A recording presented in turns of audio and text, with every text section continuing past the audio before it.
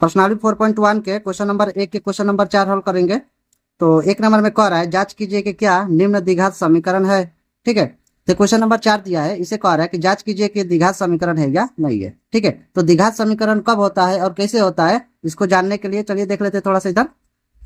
तो द्विघात समीकरण का व्यापक रूप होता है A X square plus B X plus C equal to 0। ठीक है, यानी कि ये क्या स्क्वायर है, स्क्वायर अगर हम लोग को मिल रहा है समीकरण में, ठीक है, हल करने के बाद अगर स्क्वायर मिल जा रहा है तो क्या हो जाएगा, द्विघात बहुपद होगा।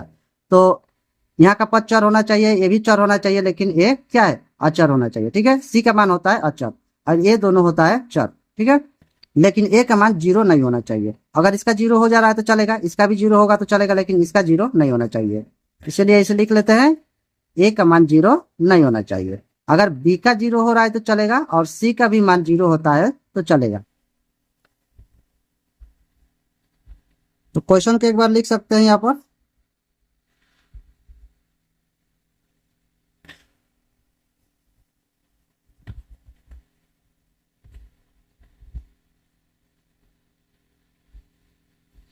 तो बारी बारी से गुणा करेंगे। ठीक है, ये जो x है इससे पहले 2x में गुणा करेंगे और 1 में गुणा करेंगे, उसके बाद 3 से 2 में और 1 में करेंगे। ठीक है, तो बारी बारी से गुणा कर लेते हैं इसे। तो x और 2x में गुणा करेंगे तो कितना हो जाएगा, 2x स्क्वायर होगा। ठीक है, उसके बाद 1 से 1 में गुणा होगा तो क्या होगा, x होगा। उसके बाद माइनस यह है, यहाँ इसका क्या है, प्लस है, तो माइनस प्लस गुणा होगा तो माइनस हो जाएगा और 3 दुना हो जाएगा 6 और x हो जाएगा। ठीक है, उसके बाद माइनस प्लस होगा माइनस और 3 एकम 3। उधर चलते हैं, इधर भी बारी बारी से गुणा कर लेंगे x से। तो x गुणा करेंगे तो हो जाएगा x स्क्वायर और x में और 5 में गुणा करेंगे तो 5x। उसके बाद बराबर के जो उस पर है बराबर के इस पर कर लेते हैं, यहाँ पर घटा लेते हैं। 6x में से 1x निकल जाएगा तो कितना बचेगा, -5x होगा। ठीक है, और यहाँ होगा -3। तो बराबर को उस पार से इस पर आने के तो क्या हो जाएगा, प्लस है तो माइनस हो जाएगा और ये भी प्लस है तो माइनस हो जाएगा, बराबर 0। ये जो एक जाती है इसको एक लगा लिख लेते हैं। ठीक है, इसको एक ही बार में बना सकते हैं, लेकिन यहाँ पर बारी बारी से बनाऊंगा ताकि आप लोगों को अच्छी तरह से समझ में आए। तो -x स्क्वायर और ये कितना है, -5x है, -5x इसी का जाती है और -3 बराबर 0। यहाँ पर 2x स्क्वायर में से 1x स्क्वायर निकलेगा तो कितना बच जाएगा, 1x स्क्वायर बचेगा। उसके बाद माइनस माइनस हो जाता है माइनस, ये दोनों प्लस हो जाएगा, कितना हो जाएगा 10x और यह बच जाएगा -3।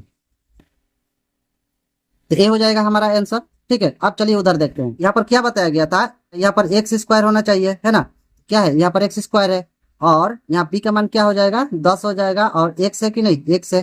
ठीक है, x भी है और c का मान क्या बताया था, अचर होना चाहिए, यानी कि 3 क्या है, अचर पद है। ठीक है, तो ए हो जाएगा द्विघात समीकरण। ठीक है, तो चलिए इसे लिख लेते हैं।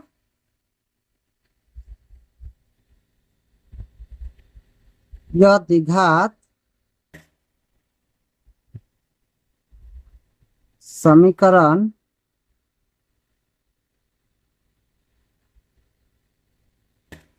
के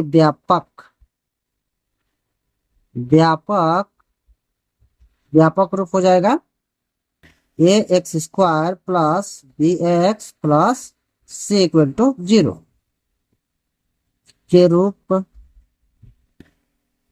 का है। इसे अगर नहीं भी लिखेंगे तभी होगा, लेकिन लिख लेंगे तो अच्छा ही होगा। अतः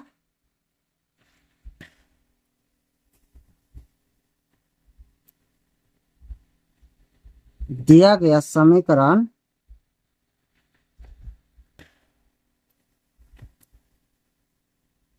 द्विघात समीकरण है। ठीक है, ये हो जाएगा हमारा आंसर। अगर वीडियो अच्छा लगा तो एक लाइक सब्सक्राइब करते जाएगा। और इससे पहले का वीडियो अगर आप लोग नहीं देखे होंगे तो प्लेलिस्ट में वीडियो है, जाकर देख सकते हैं। तो चलिए फिर मिलेंगे अगले वीडियो में।